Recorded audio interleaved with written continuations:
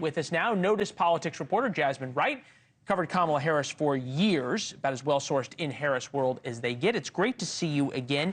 Is there any worry inside Harris world, not that the political honeymoon will end, but that the press honeymoon will end? Look, when I've talked to sources today about this push started by the Trump campaign, but certainly echoed in different facets of the media, wanting to sit down with the vice president and her new running mate, Tim Walz, they've kind of pushed it aside, right? We heard the vice president today actually taking a question from the press saying that she would like to schedule an interview by the end of the month, she said. She said that she talked to her team about it. So certainly this is not something that is happening kind of in an echo chamber. They understand that there is this pressure, but they want to get it right, is my feeling from talking to folks. And they want to be able to take their time in getting it. Now, how much time they actually have, Leland, I think that's up for debate. When I was last on your show, it was almost 2 weeks ago when we were talking then about maybe it was too early to say that the vice president needed to sit down, but it's been 2 weeks since then. And so I think that the time is kind of ticking for her to get into an interview chair, maybe alongside Governor Walz and talk to folks, not necessarily pressure from the public, but certainly from the media class. No, we like to be ahead of things here. So I think we were sort of forecasting what would happen as we saw.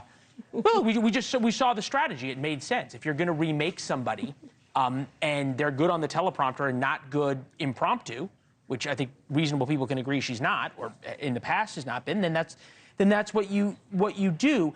I thought it was interesting when we listened to Donald Trump today at his press conference, how he talked about Kamala Harris. It was very specific because he did it over and over and over again. Take a listen.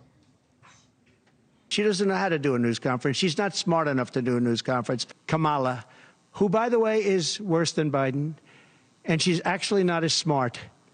Okay? She's actually not as smart. That's hard to believe, isn't it? She had no votes, no support, and she was a bad debater, by the way, very bad debater. In terms of intelligence, Hillary was far superior. No, I think she's actually not as smart as he is. I don't think he's very smart either, by the way. Is she provocable? Look, the vice president is a former prosecutor. She kind of relishes in these types of fights, these types of attacks on her character, who she is. You saw it just a couple days ago when she said, Donald Trump, I've heard you've been talking about it, talking about me, say it to my face. That was a huge line at one of her rallies. This is a position that she doesn't mind being in. And of course, I think we've seen from the former president a trend of him not just insulting her intelligence, but insulting other black women elected officials, at times black reporters' intelligence, saying that they had stupid questions, rude questions, other kind of derogatory terms that he's used towards black women in office. And so this is a place that I think the vice president, her team, recognize that they might be in, that these are the type of attacks that the former president will try to launch on her. And they want to either ignore them or respond in kind when it is necessary. But the vice president is somebody who relishes in fighting, in going tit for tat, in being able to lean into that prosecutorial record. And I think that if they do, in fact, debate come September 10th, that's what we'll see. So you're leaving, it's interesting you're leaving that possibility open, because that I am speaking line was one we heard before, and that was in the debate in 2020 with Mike Pence. Take a listen. Yep. Susan, this is important. Susan, I want to add, Mr. Vice President, I'm speaking. I'm speaking.